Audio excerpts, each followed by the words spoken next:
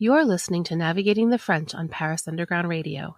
For more great content and a bonus episode of Navigating the French, please join us on Patreon.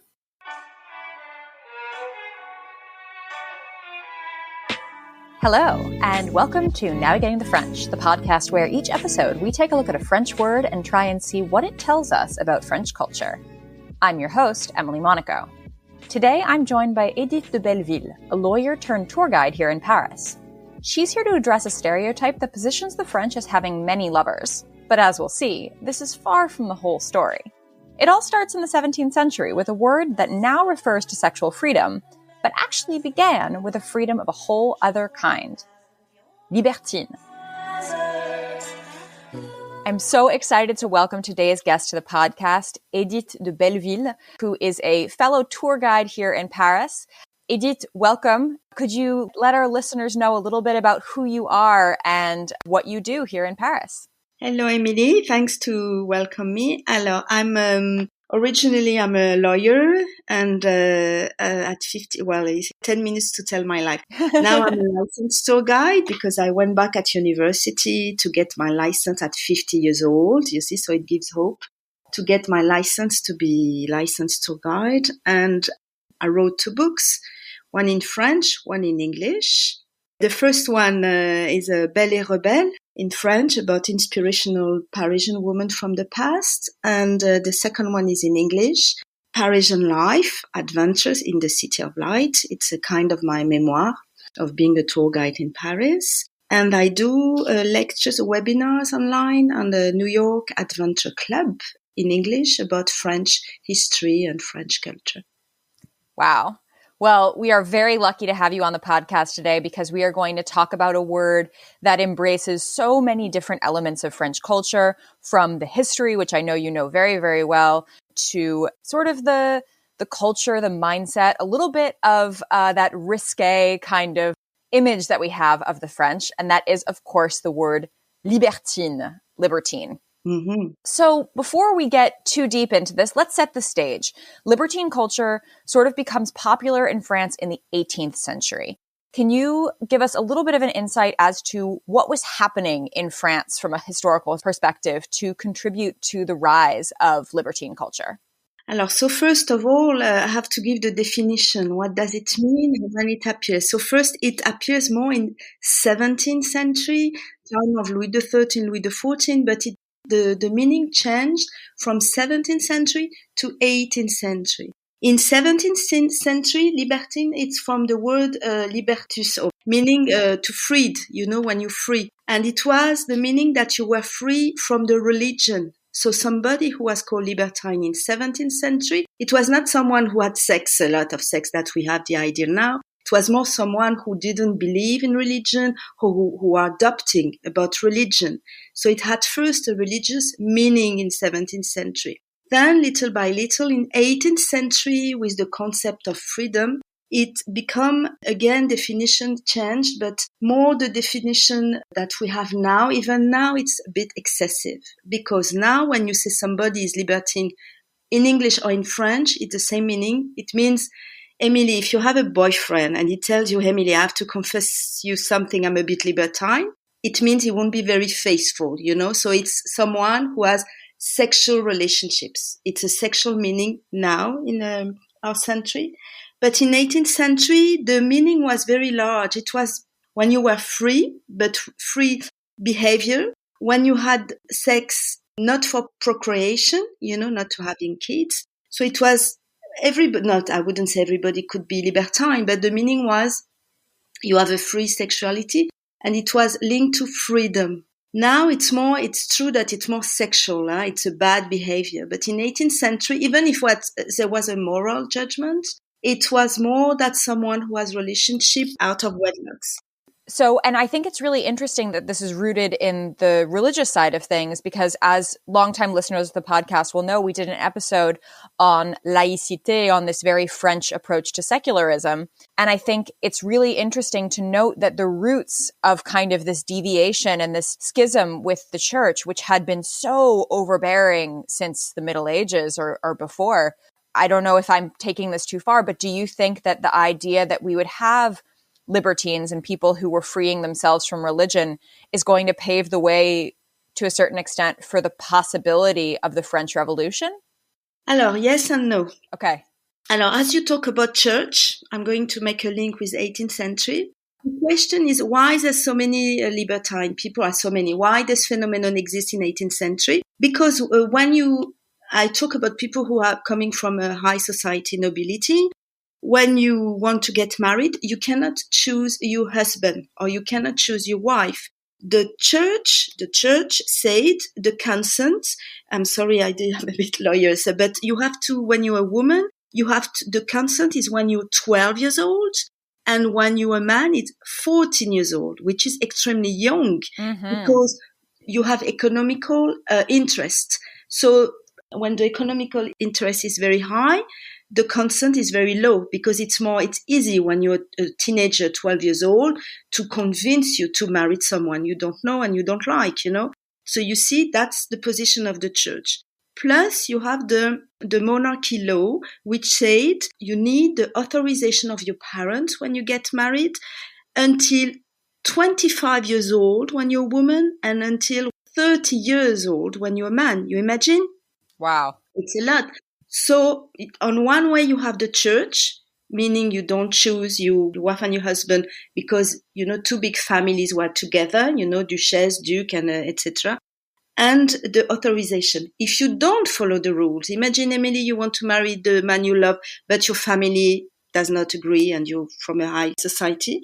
So the consequence, it's inheritance, and disinherit of the wedding. The wedding is not legal. Oh, shoot. What do we call that? I check in a dictionary, they say disinherit. Okay. The wedding is not legal because you have the two rules very heavy. Okay. And the worst thing, that's why you have so many libertines that having lover. That's yesterday. It's interesting on the Arte, on the French channel, there was a movie La Religieuse, the religious from Diderot, and Diderot is a 18th century Enlightenment philosopher, very important. I said, it's funny. I'm going to talk. The consequence, if you're a woman, your parents send you to the convent. And even if you don't want. And Diderot wrote La Religieuse to criticize this. So you see, the phenomenon of libertine is there is a reason. You have lovers. Of course you have lovers because you don't choose your husband or your wife. And do you know how this sort of evolved? Why do you think that in France there was this kind of acceptance of having sexual freedom in the 18th century? Was there anything else that was contributing on a societal level at the time that meant that this was going to become so widespread? Alors, I think, there are many reasons, but the thing is the concept of freedom in 18th century, because you ask me why 18th century. So 18th century, it's really the people are tired. They say, we want to have fun now. We don't want to wait to be on heaven. We want to enjoy life. And happiness is very important, intimacy. Alors, there is the influence of Rousseau. But Rousseau is not a libertine at all. It's very different. But that's the concept of to be free and happy with your family. And there is something interesting because you have this concept in USA too, in your constitution. I think if I'm not wrong, in the American Constitution, it's written you have the right to be happy or something like that. Yeah, you have life, liberty, and the pursuit of happiness. That's it. So the pursuit of happiness, it's exactly the same concept. But American, it's written in your constitution, and in France, it's not written. But it comes from 18th century. That's the same ideas of liberty, freedom. That's the same. So we could say libertine is one of the consequences. I mean, some people are not libertine, but most people that's why it was normal, even a bishop, even a maid, all social classes, because of this, the weight of the church and the weight of the monarchy, the weight of economical interest. Now, you mentioned that Rousseau is not a libertine. No. But are there any sort of prominent figures from the 18th century or even later who would have been libertines, maybe names that we would be familiar with now? Alors, I give you a name. Unfortunately, you don't know him, but you know the place where I used to live. I will give you a name of a book very interesting. C'est Lauzun. Alors, Lauzun is very famous. He was one of the favorites of Marie Antoinette. Duc de Lauzun, he ended very badly because he was beheaded. But if you go, the Ritz Hotel, very famous, it was the home of Lauzun. And if you go in the entrance, you look up and there is a plaque. And Lauzun is well known because he did fight for the American Revolution. Okay. Yes. And it seemed many people from nobility like Lafayette, but Lauzun too went. And it's him who went back from America to tell Louis XVI that the American and the French won against the English. So it's very important in French history and American history. And he was a libertine, extremely educated. Alors, that's the behavior of libertine. We have the idea now, because of books in literature, it's not the same than in life. Something we have to, in literature or in movies, you have in mind the dangerous liaison. Yes. That with the John Malkovich. You see the movie, extremely good movie, by the way, with Glenn Close. So we have the idea of, and you had this kind of libertine in real. It's a man who wants to seduce the most women he can. Mostly it's a man, a libertine. He's a warrior, and he used the techniques of the war, but it's not a city or it's not a battle he has to win, but a woman. So he pretends to be nice, he seduces, he has only one goal, to take the woman. It's extreme, but that's the kind of libertine you can see. And Malkovich, if you have seen the movie or if you read the book by Choderlos de Laclos, exactly, cynical, cynical. So that's why. That's in literature. In life, you had, of course, libertine like this. Sade, the writer, was one. You give me name. You want the gossip? I do want the gossip. Yes. It's true that the most famous, I would say, it's Casanova. Yes, Casanova, okay. Everybody knows. And Casanova is a libertine. He wrote his memoir, if you need tips for the men, in French, because at this time French was the language. And Casanova didn't write his memoir in Italian, but in French. But Casanova is not cynical. Huh? Casanova, he says, he had more than 2,000 women, I don't remember. But he said he wanted to seduce, seduction, and he was very in love. I would say that he was falling in love very quickly, He was not so cynical, Casanova. It was a bit kind of romantic, but that's the most famous. Well, I have so many questions for you, Edith. It's all of the gossip. But I am curious when you say, Casanova fell in love and this sort of, there's this mindset of almost like being a conqueror of women's hearts or women. Exactly. But I do kind of wonder, and correct me if I'm wrong, when you look at the way that French people date today, it does feel like there's a little bit of that left over. Like, I don't see, I'm from New York originally. I feel like in America, often you can date for months without it ever becoming very serious. And I feel like French people tend to get very serious very quickly. They almost fall in love with the idea of love. And that seems quite different from the American attitude towards dating. First of all, does that seem true to you? And secondly, do you think that has any roots in this sort of culture that you're describing? I talk about this in my book. It's interesting. Oh, you do? Okay, great. I explained that I had met a man from New York, and for me it was the reverse. For me it was just friendly, and for him he thought it was a blind date. And I explained that the blind date in France, not popular at all, because yes, I think probably, I wouldn't tell French are libertine. It's not true at all. But I would say that art of seduction, the French, it's linked with the way of life that we like to have good food. And even Casanova said he likes to have a nice woman and good food. We are less, maybe, I'm not an expert of American culture, but I would say that the Americans are more direct to the point, more efficient, more efficient. And the French, maybe we're more Latin because we more, we like to talk, we maybe romantic, more feelings and less efficient. I think it's more pragmatism, something like this. It's Anglo-Saxon are more pragmatic. It's interesting because I don't know if it's interesting, but I tell in my book that I had a Swedish boyfriend. I would say not only American, but Anglo-Saxon. For me, it's Anglo-Saxon one way and Latin the other way. This is how I see the world. Culture of wine and culture of beer. That's my way of, you see? Sure. Yes. And less romantic and it's the art of seduction, probably from 18th century, but not in the way of libertine, but more in the way, to seduce, to talk, art of conversation.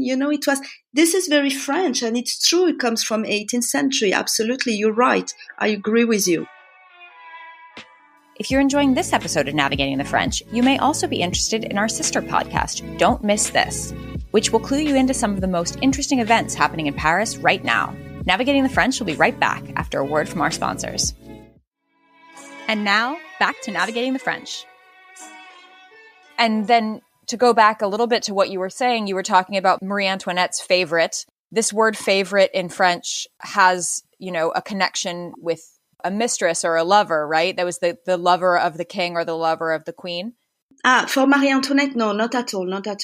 Not at all. Okay. No, but the problem of Marie Antoinette that it was extremely bad after, because it gave her a very bad image to be surrounded by a libertine as a Lauzun or Esterhazy or Besenval. I forgot his name. He was the Swiss ambassador, very, very famous as libertine. No, she didn't have a relationship, but she was surrounded by people who had not a very good reputation. And you talk about the French Revolution, Emily, something interesting. The libertine has exactly the reverse of the French Revolution.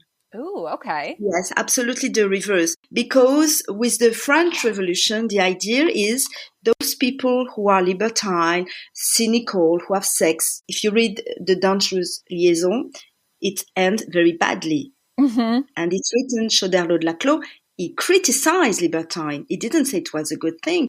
So the French revolutionaries said all this kind of behavior belongs to the nobility because they're decadent.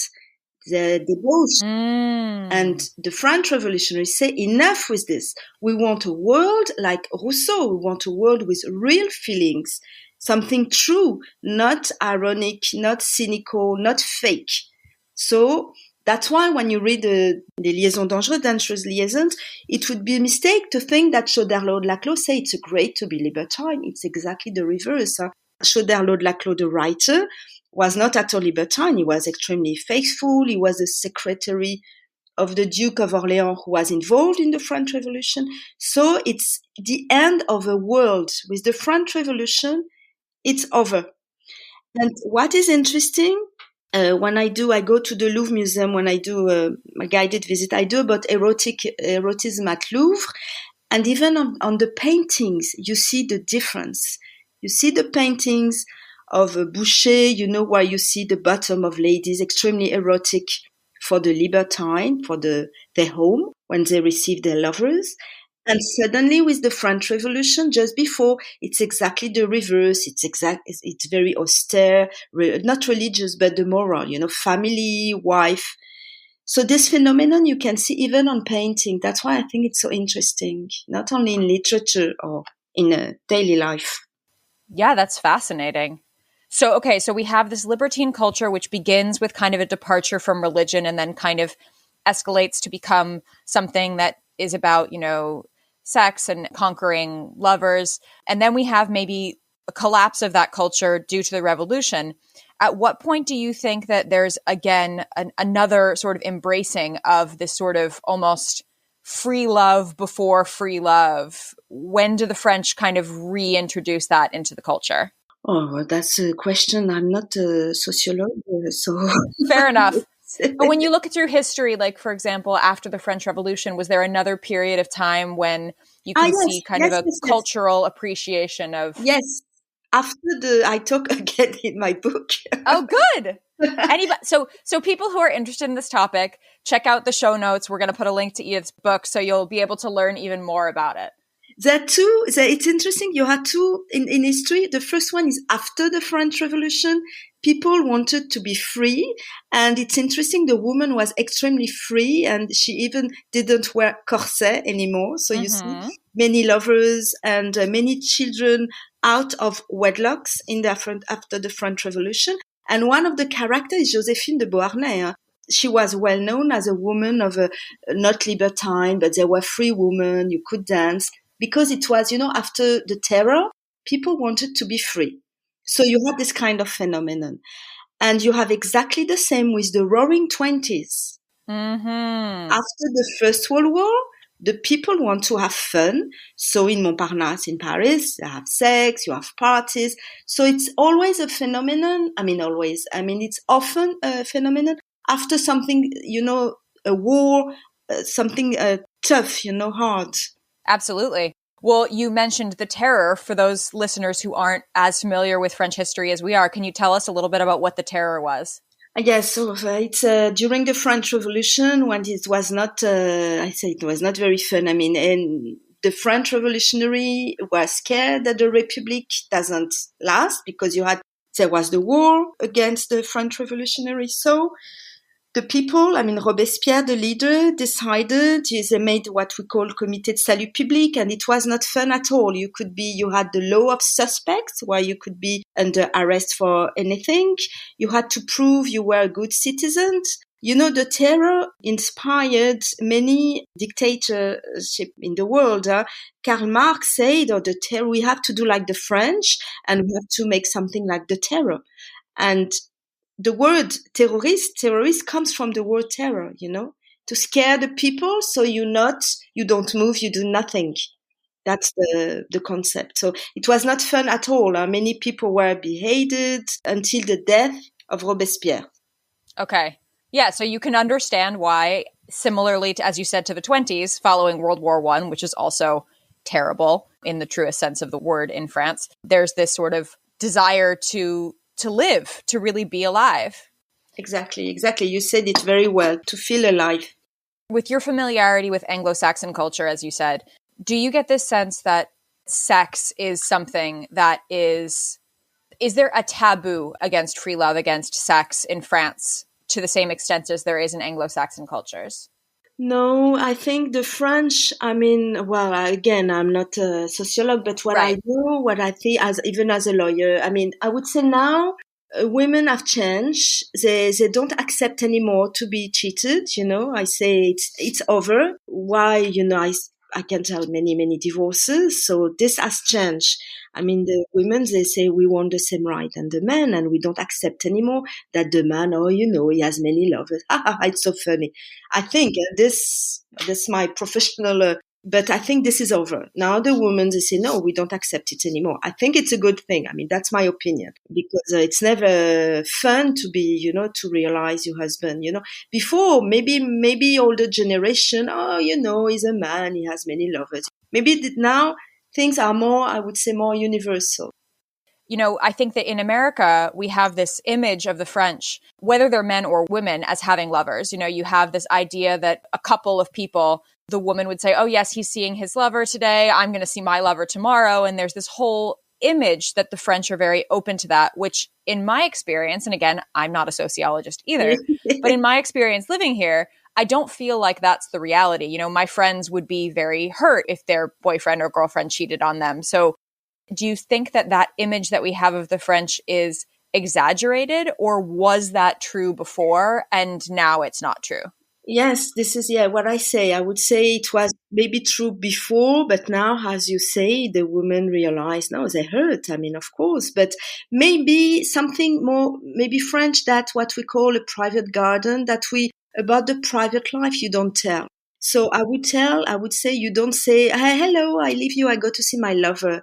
If you have a lover, you don't tell. That's my feeling. That the French were not interested in the private life of the people, if I met you, I don't say, Emily, you have a boyfriend, are you married, things like this. It's more, privacy is very important in France.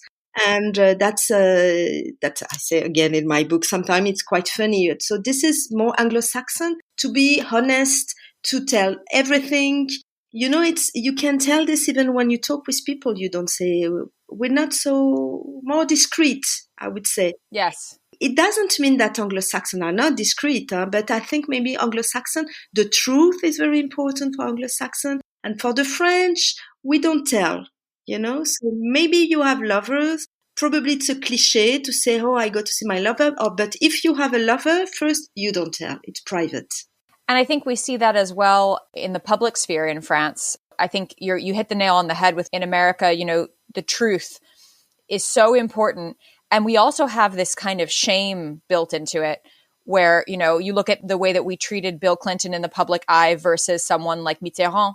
Mm-hmm. It's just very different. The judgment in the public sphere felt very different with those two public men. Yes, this is it. When I talk with people, French say, I don't care. I didn't vote for the president for his sex life. I don't care about his sex life. I'm interested what he's doing for economy. So this is what the French think. And I agree with this. I think privacy is very important. You cannot tell. And I think it's extremely hypocrite. That's my opinion, because you always see nobody is perfect. So sexuality is sexuality. I would say about Mitterrand, I was shocked not because he had a lover. I was shocked because he used the public finance to give to the daughter and the lover. That's why I was shocked, Mm-hmm. That's, But the privacy, it's not written when you want to be elected that you have to tell about your sex life. If it's legal, you know what I mean. Of course. Well, I do wonder then as well, right now in the United States, a lot of past public figures, people who are either very old or even dead, are being reevaluated in the public eye insofar as their sex life is concerned. I'm thinking about people like Woody Allen, who is still alive, or Pablo Picasso, who is dead. But people who, men who took advantage of young women. And in America, we're saying, okay, we don't want to celebrate their art because they were terrible people. Do you get the sense that that's happening in France? Alors, it's that the woke, that kind of woke, something like exactly. This. Yeah, Mm-hmm. This, I really hate this. It's not, it doesn't mean I agree that they did a mistake and it's wonderful. No. But I think for me, it's very naive, very naive, because as I told you, nobody's perfect. It doesn't mean, you talk about Pablo Picasso, that's maybe, yeah. So for example, let's take Pablo Picasso. Of course, I would say if you watch the history of the art through the moral, through if he was a man nice with women, or we won't celebrate anybody, Emilia. Almost anybody, because it's very difficult to find someone, even the writer you like, you realize they were not perfect. I would say that's my opinion. This is when I do lecture. I always say I talk about Pablo Picasso. I always say, even when you see the statue, Dorama in Saint-Germain-des-Prés. Okay, he's a great artist, but you have to be aware he was not a wonderful man. Maybe to add. So I don't talk about Woody Allen because it's more illegal, But Pablo Picasso, he didn't do anything which was not legal if you take the law. I think it's too much. It's too much. And you have to think about the time of before, how it used to be. So maybe to tell people, be careful because, Picasso was like this. I always tell he was a asshole, I say, with women, but it doesn't mean a genius. They're not wonderful. Pascal, the philosopher, said, and I forgot what he said, but more or less he said, we have to be aware he was a great painter, but we have to add, this is what I do to explain his life. It doesn't mean he's not a great painter. Most of genius are awful. If you're enjoying this episode of Navigating the French, you may also be interested in our sister podcast, Paris: A State of Mind, where real estate experts Gail and Marie give you all the tips and tricks you need about renting and buying apartments in Paris and beyond. Navigating the French will be right back after a word from our sponsors. And now, back to Navigating the French. Let's take a character that probably you like, Gertrude Stein. Emily in Paris, Midnight in Paris, not Emily, sorry, Emily. I would love to see Gertrude Stein on Emily in Paris. I would actually watch the Emily in Paris if Gertrude Stein were on it. No, it's funny because I do a tour Emily in Paris and I talk about Gertrude Stein and Sartre. That's my specificity. Intellectual way to see Emily in Paris. I did a lecture about Emily in Paris. Oh, really? Yeah, but it was intellectual way to see Emily in Paris. So. Okay. Okay, so if you take Gertrude Stein, do you like Gertrude Stein, Emily? Sure. Then Yeah. I think we could celebrate. She was, alors I give you this example. It's not about women, but I tell you, she was celebrated. You had exhibition in the Metropolitan, in France, a wonderful woman. But people say that she was a good friend. It's true of Pétain. She almost did collaborate. She didn't, if you check what she did, and as she was Jewish, she was not wonderful, and there is a book written by an American about her.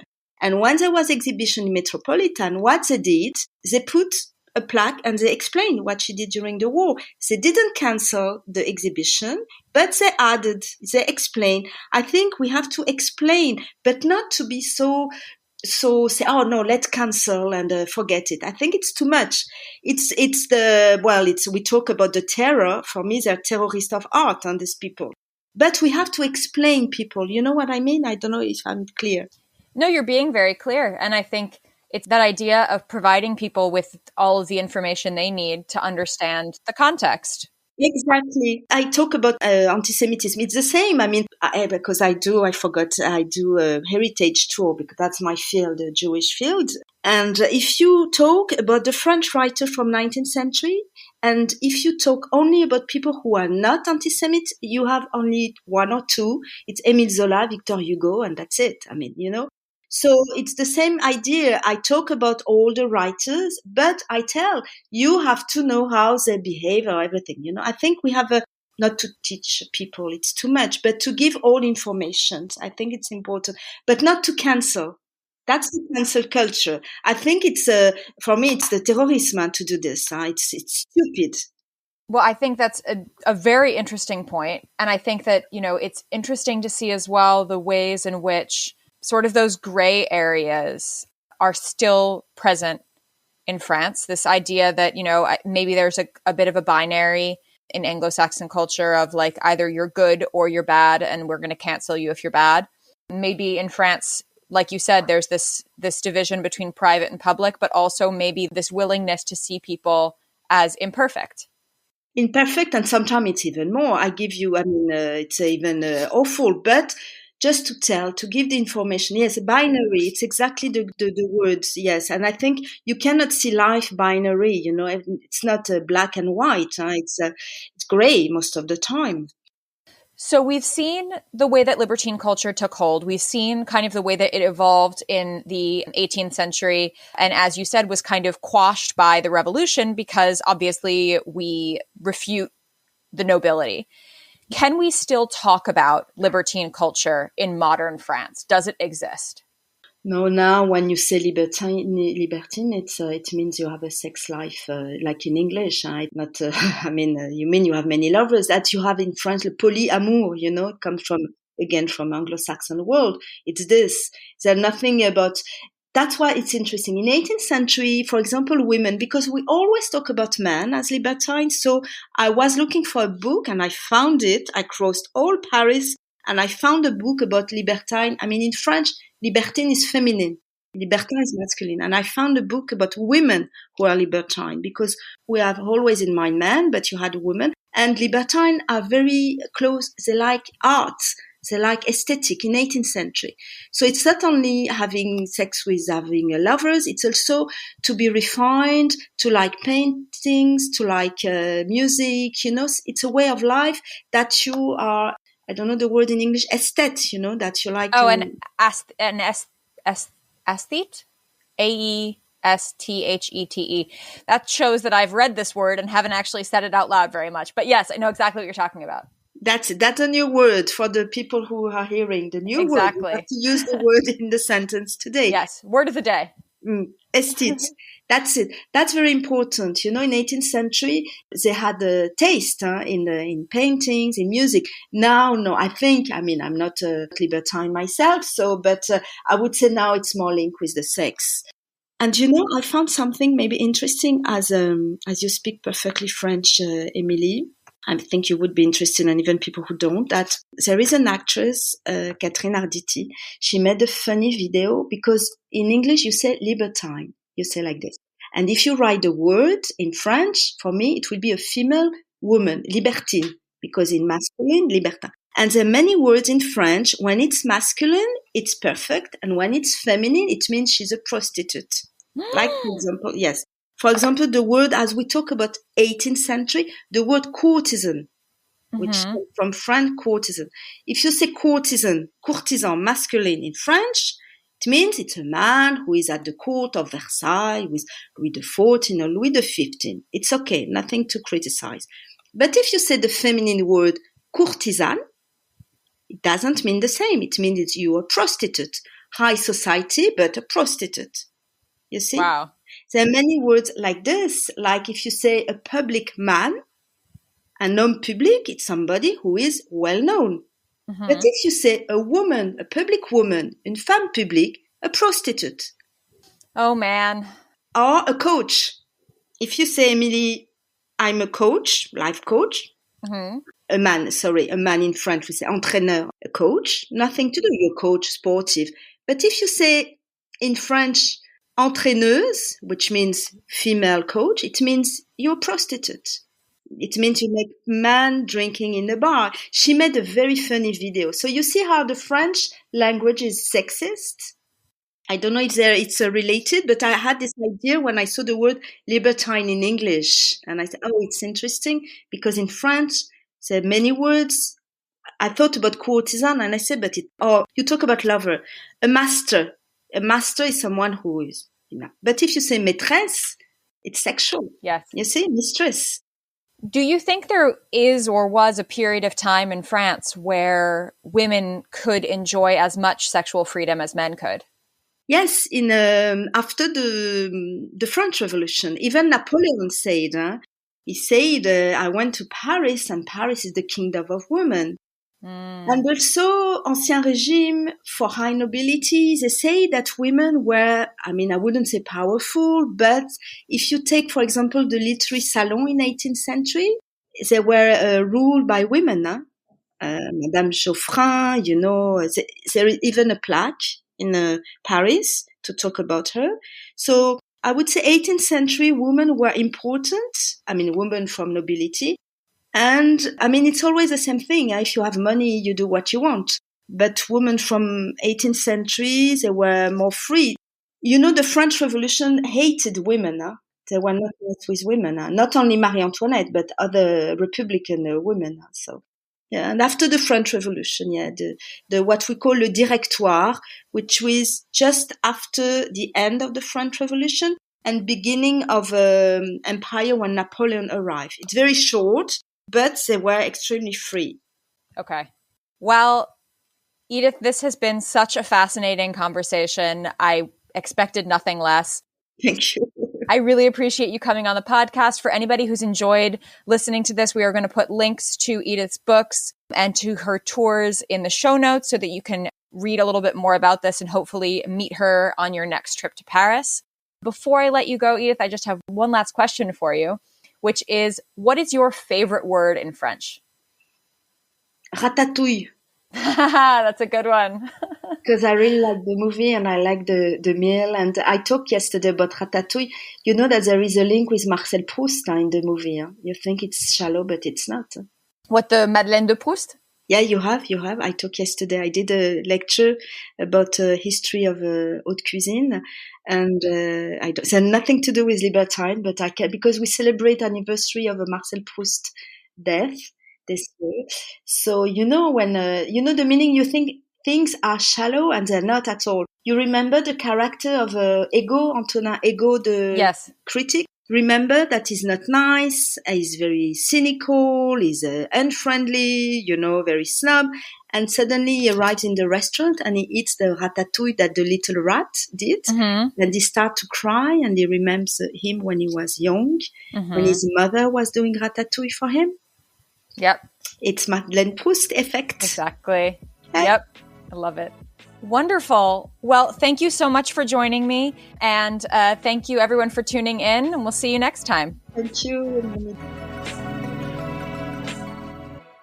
This has been Navigating the French. You can find more from me, Emily Monaco, at Emily_in_France on Twitter and Instagram. This podcast is produced by Paris Underground Radio. To listen to other episodes of this podcast or to discover more podcasts like it, please visit parisundergroundradio.com. Thanks for listening, and à bientôt. This episode of Navigating the French was produced by Jennifer Garrity for Paris Underground Radio. For more great content, join us on Patreon at patreon.com/Paris Underground Radio.